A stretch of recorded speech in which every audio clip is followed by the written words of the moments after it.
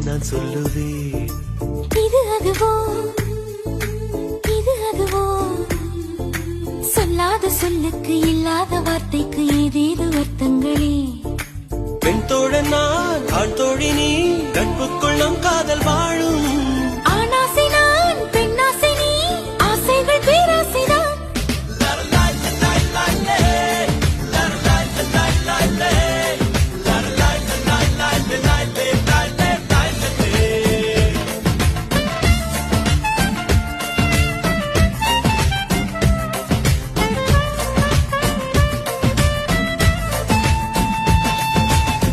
உன் பார்வையில் பைத்தியமானே, உன் வார்த்தையில் பாக்கியமானே, உன் வெட்கத்தை வேடிக்கை பார்த்தேன் மயங்கினே.